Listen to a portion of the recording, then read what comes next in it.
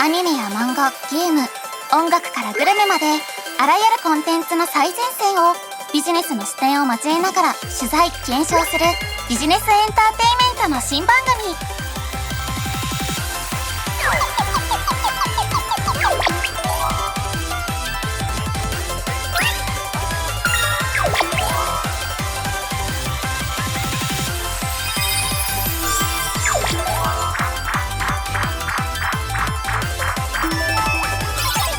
コンビズコンテンツビジネス情報局。日本をはじめ世界各国から発信される最新のコンテンツビジネス情報をお届けするコンビズコンテンツビジネス情報局の時間です。今回ご紹介するのはこちら、食とアニメコンテンツです。ユネスコ無形文化遺産に登録された和食、そして世界でも配信される日本のアニメ、真逆とも言えそうな食とアニメというコンテンツがコラボを行い、多くの話題を呼んでいます。今回はそんなコラボレーションについて特集していきます。リポーターはコンテリホコさんです。はい、私コンテリホコがアニメと飲食業界のコラボレーションで人気を拡大しているコンテンツについて取材してきました。今はコンビニやカフェでもいろんなアニメとのコラボを見かけますよね。そうなんです。そのようなコラボがどのように生まれているのか、その裏側を調べてきました。では早速ご覧いただきましょう。 VTR コンビズ。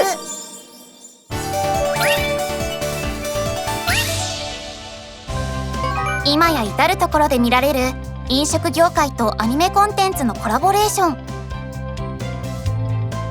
それを積極的に行ってきた企業の一つが回転寿司チェーンのくら寿司。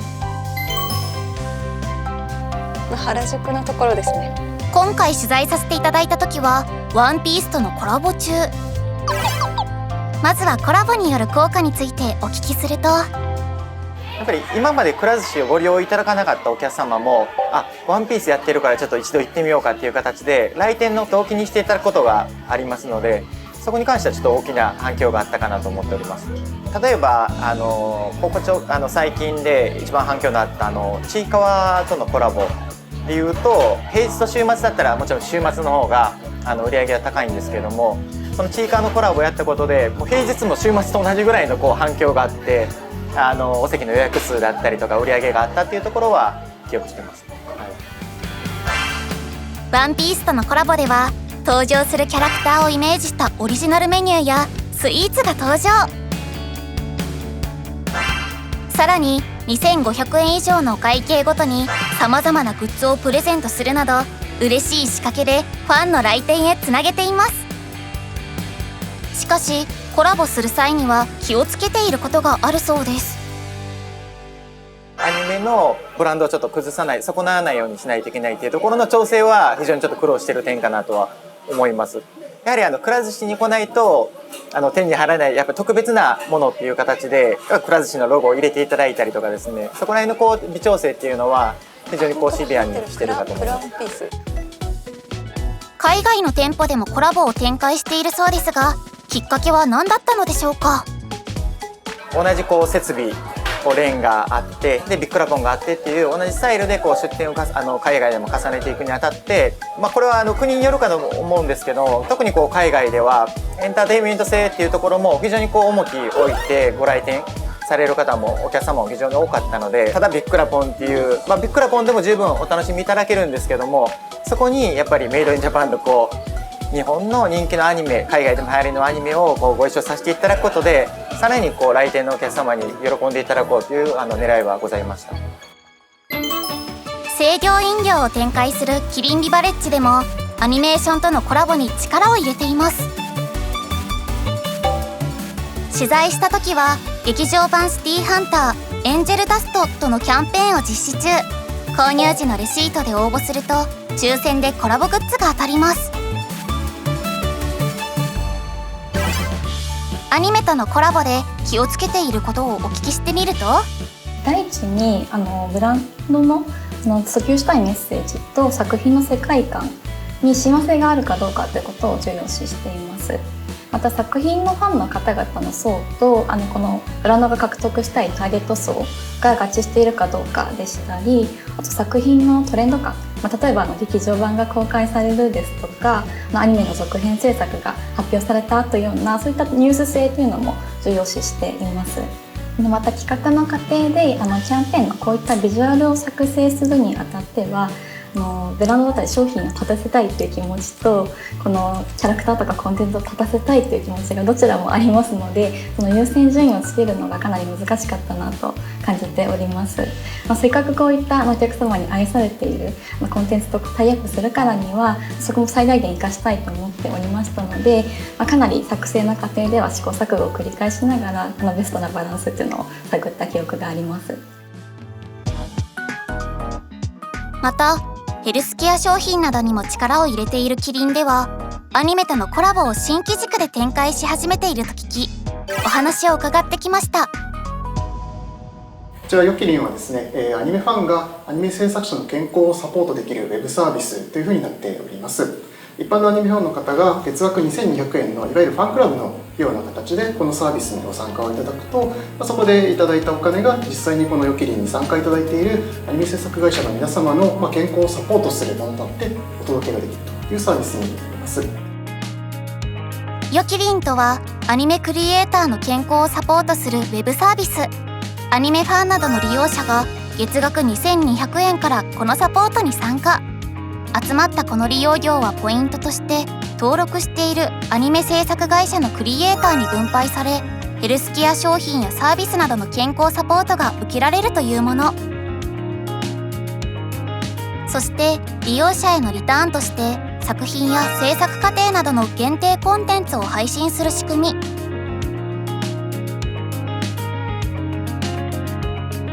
アニメ業界の長時間労働などが課題となる中、その解決に一翼を担うサービスなんです。この事業の狙いについてお聞きすると、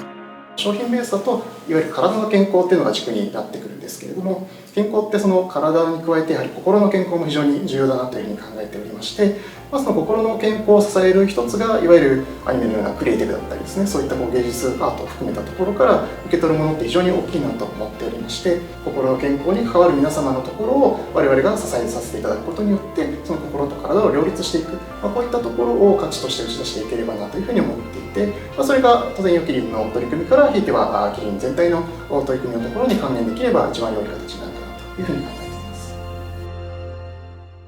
いやファンの方とクリエイターの双方向間のこのやり取りっていうのがまたなかなかない珍しいサービスで、すごい私自身もやりたくなってしまいました。そうですね。ヨキリンの奥村さんにお話を聞いた時、アニメの大ファンということでした。クリエイターの健康という切り口を聞いた時に熱い思いを感じました。そうですね、やっぱり心身ともに健康で作品を愛される作品を作ってほしいですもんね。はい、ではここでビズおじ先生にもっと詳しいことを聞いていきましょう。まず食とアニメなどのコンテンツがコラボするようになったのはいつ頃からなんでしょうか？そうですね、およそ100年くらい前ですね。お菓子におもちゃをつける文化が広がるんですが、そのあたりがルーツだと思います。ここで檜山さんにクイズです。何ですか？諸説はありますが、日本で初めてお菓子におもちゃをつけて販売したと言われているのはどこのメーカーでしょう？なんか何社か想像できるんですけれども、ロッテさんか森永さん？惜しい。惜しい？入ってます？入ってない。明治。正解は江崎グリコさんです。グリコ。1922年にエカードを封入して、その後1927年から小さなおもちゃを入れるようになったんですね。エカードからだったんですか？さらに進化してアニメーションのキャラクターがお菓子とコラボするのですが、リポコさん、さて何のキャラクターでしょう？ヒントは手塚治虫です。手塚治虫さんだから鉄腕アトム。正解です。素晴らしい。確かにアトムか。1964年、明治製菓のマーブルチョコレートのパッケージに鉄腕アトムを印刷。そこにシールを入れたのが諸説ありますが、お菓子とアニメーションキャラクターのコラボの始まりと言われているんです。ところで食とアニメによるコラボと通常の普通のアニメグッズなどの販売とはどういった違いがあるんですか？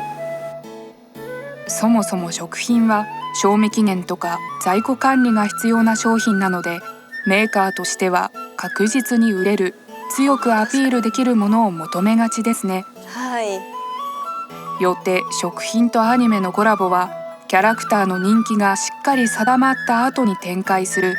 かなり上位のマーケティング施策と言えます。なるほど。最近ですとソースのフリーレンもコラボされていて、コンビニでゲットしました。お茶はい、いいファンの方ですね。はい、すいません、水内先生ありがとうございました。ここまでは日本では当たり前となった食とアニメのコラボをご紹介しましたが、実は最近先ほどのくら寿司のように海外でもその事例が増えてきているんです。そうなんです。2024年1月にロサンゼルスで開催されたアニメイベント、アニメロサンゼルスに日本食とアニメを掛け合わせたブースが出展され話題になりました。今回の取材では最新のコラボ計画の裏側も取材できたので、ぜひご覧ください。じゃあ早速見ていきましょう。 VTR コンビズ。日本食とアニメで海外へ進出。日本の食文化と食品を広く世界に向けて発信するため、2017年に設立されたのが J フード日本食品海外プロモーションセンター。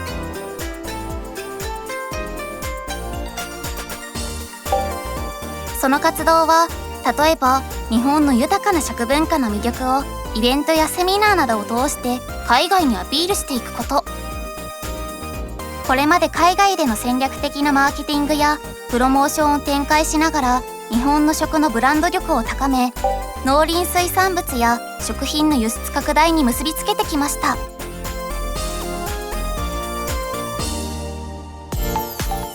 そんな J フードが次に挑むのが日本食とアニメを掛け合わせたプロジェクト。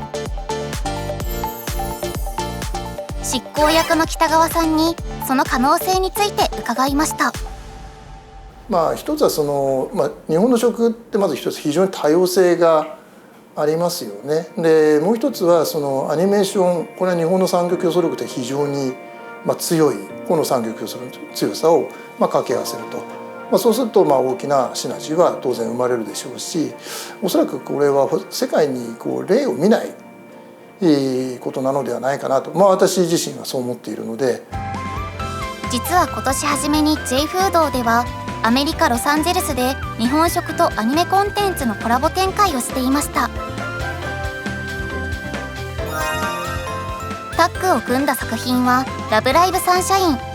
日本だけでなく世界中に多くのファンがいる作品の舞台、静岡県沼津市の名産品と次々にコラボを行い、地域おこしにも貢献したアニメコンテンツです。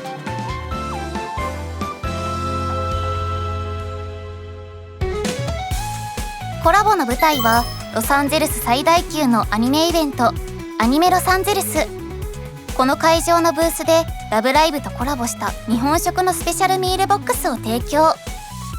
美味しそう。キャラクターの学年ごとにメニューを考案。日本産のお米や和牛などの食材をたっぷり使い、キャラクターにちなんだものや好物を品目に加えました。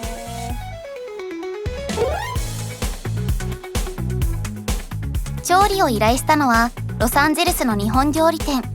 日本で試作したレシピを再現し、なんと1200食を用意。現地での反応はどうだったかというと、ランチタイムには長蛇の列が。果たして日本食の味は受け入れられたのでしょうか。I love it. I love it. So all of us already like anime as we go to all these anime conventions, but having more like authentic Japanese culture coming to the US, I think that's so much more entertaining, so much more fun, and it makes you kind of love all of this so much more. I think that you'll get a lot of people who want to try new things, especially right here. because they'll see Love Live, see their favorite characters, and think, oh, I'll try food that they eat. 今回のプロジェクトではスペシャルミールボックスがあっという間に完売。 J フードでは次の一手を考えていました。23年度はですね割と点で攻めてみたと。で、24年度はそれはいわゆる面展開っていうことをですね、一つの売り場出口だけではなくて複数にわたって出口を作ると。でそれもそのアニメーションとコラボをして食の提供をしてみると。2024年秋と2025年の初頭にはロサンゼルスにあるアメリカ最大の日本人街リトル東京の十数店舗でアニメとコラボした日本食を展開。今回コラボするアニメは転生したらスライムだった件。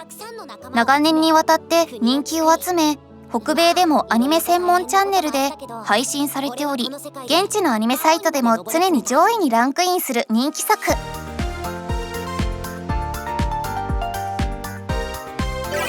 なぜ今回この作品が選ばれたのでしょう。で今回のいわゆるテンスラですよね。でこちらはですね、キャラクターも多いですし、食も随分取り上げられているということもあります。でいくつかシーズンを重ねて、アニメーションの世界では重ねていると。でそうするとですね、もともとファンだった人っていうのはやっぱ成長するわけですよ。例えばテンスラが好きだった子供がそれを見ながら食が好きになりました。でそうすると食べるものも、年月を経るごとにやっぱり熟度が上がっていくわけなんですけれども、そういうことが、もしかしたらこの、今回の転生したらスライムだった件で、実証できるかもしれない。日本食をより浸透させることができる糸口として期待されているテンスラとのコラボ。一方アニメ側が今回のコラボや海外展開に期待していることを聞いてきました。転生したらスライムだった件という作品は、物語上でもとっても食というものが、大事なキーワードになっていまして、そういったものが実際に体験できるっていうのはやはりこういったコラボレーションとか取り組みがあっての素敵な出来事かなと思っています。まだまだ、これから他の国、そして多くの人にテンスラを見ていただきたいっていう気持ちもありますので、やっぱ国ごとに、どんなものが好まれているかっていうところは違うと思いますので、国ごとにそういったアピールポイントとかを変えながら、作品を伝えられればなと思っています。日本食とアニメ、異分野同士のコラボには今年新たなクールジャパン戦略を策定した内閣府知的財産戦略本部でも関心を寄せています。新たなクールジャパン戦略で実現を目指しているものは、まず日本の魅力を世界に発信するということです。クールジャパン関連産業の海外展開、輸出を増やすこと、そして日本への愛情を有する外国人、日本ファンを増やすこと、そういったことによって日本のブランド力を高めて社会の活性化であるとかソフトパワーの強化を図っていこうということを目標に定めているというところでございます。今回の戦略の中には具体的な数値目標を定めさせていただいておりまして、2033年には50兆円規模にするということを野心的に目標を立てたというのが今回大きなポイントかと思っています。アニメ漫画が世界的な人気、食が世界的な人気というところはそれぞれで海外展開を高めていただくことは極めて重要ではあるんですけども、それぞれが連携する融合することによってさらなる価値を高めていく可能性があるというふうに見ております。J フードさんの取り組みは非常にそういう意味では分かりやすい事例でございますので、そういったものがより一層進んでいくことを期待しているところでございます。これから食とアニメのコラボが海外で展開されるのが当たり前になるかもしれません。 VTR のように食べたことのない日本食にチャレンジしている姿は印象的でした。ちなみに海外には黒い色の食べ物にあまり馴染みない地域もあるみたいなのです。でもよしこちゃんをイメージした黒いおにぎりにチャレンジして美味しいと食べている様子に好きなアニメやキャラクターがもたらすパワーを改めて感じました。確かにヨハネのおにぎりだったら食べたいってなりますもんねではここで水尾路先生に詳しい解説をお願いしたいと思います。今世界各国の食とアニメのコラボ事情はどのような感じなんでしょうか。はい、檜山さんは日本や海外のコラボカフェに行ったことはありますか？もちろんです。ラブライブのカフェも行ったことがあります。あ、そうですか。はい。あと弾丸論破のカフェも池袋でやっていた時があって、それも行きました。そうですね。日本だけでなく世界各国でも同じような傾向があって、その国で人気が高く認知度が高いアニメコンテンツとのコラボが多かったりします。はい。例えば分かりやすいところだとフィンランドのムーミン。ムーミンカフェ行ったことあります。そうですか。はい。それ以外の国だと例えば韓国のカカオフレンズ、カカオトークのキャラのカフェがあったりとか、はい、タイでは日本でも話題となったブラッディバニーですね。へえ。そう考えると日本のキャラクターが日本以外の国で食とのコラボレーションを展開することはかなりハードルが高い施策なんですが、最近は日本のアニメキャラクターの認知が世界で一気に広がっていて、各国で食とのコラボレーションに使われることも増えてきているようです。なるほどです。美蔵寺先生、ありがとうございました。ちなみに今回取材した J フードはまだまだ動きがありそうだから、引き続き追いかけていきたいですね。今後の動きにも注目していきたいですね。ここからはミニコーナー、私檜山さやが今推したいコンテンツを紹介する推しコンのお時間です。新コーナー、おさやこと檜山さんがおすすめのコンテンツ情報を紹介する推しコン。今回紹介するのはこちら。世界に羽ばたく日本酒、そして沖縄発アニメーション映画の祭典、2本続けて VTR コンビズ。今年10月に行われた一般財団法人アジアフードビジネス協会主催のセミナー。この日登壇したのは奈良県の老舗梅の宿酒造の第5代蔵元吉田佳代さんです。吉田さんの会社は現在25カ国もの国に日本酒を届けているのです。もっとリキュールの方にも可能性があるっていうのを思っていて、まだまだ海外の方日本酒ではなくリキュールと思いきや、そこにはある秘密が。今美味しい日本酒が世界に広がり始めてるっていう部分もありますし、その中で弊社はですね、フルーツをたくさん使った、日本酒仕込みのお酒を、これも日本酒の一つの文化だということで、発信していってるというのがあります。日本酒に柚子などの果実を溶かし込んだリキュールは海外でも評判の品。もちろん純粋な日本酒の海外進出にも可能性を感じています。実は日本酒ってワインよりもその味の幅が広いんですよね。そういう意味ではいろんなお料理に合う可能性を秘めてるっていうのはフランスのソムリエの方もおっしゃられていますし、こんな冷たくして飲む、そのままの温度で飲む、あったかくして飲むっていういろんな飲み方を楽しめるお酒というのも非常に稀な存在なんじゃないのかなと思っています。沖縄で開催、ファン必見の大型アニメフェス。人気作、話題作、最新作のアニメが沖縄恩納村に集結。沖縄アニメーションフェスティバル2025。絶景スポットであるとか大自然に囲まれた恩納村っていうところで、非日常的な空間の中でファンの方々に大好きな作品に直接触れていただけるようなファンミーティングっていうのが今回のコンセプトになってます。アニメーションの制作の現場であったりとか、アフレコの現場に触れていただけるような無料のイベントも、多数準備しておりまして、沖縄の地間の食事フードに触れていただけるフードフェスティバルも同時開催いたしますので、いろいろな多くの方々にお越しいただきたいなって考えております。檜山さん、今日はいかがでしたか？そうですね、いろんなアニメコンテンツのおかげで食への興味が広がっていくって、なんだかいろんな可能性を感じる回でしたね。いろんなコラボが出てきましたが、檜山さんはどんなコラボが見たいですか？窓マギ、魔法少女まどかマギカのコラボカフェをやってほしいですね。私もそれ行ってみたいです。ね、行きたくなりますよね。はい。ということで次回のコンビツはご覧のテーマでお届けします。それではまたお会いしましょう。忘れないおさやお疲れ様。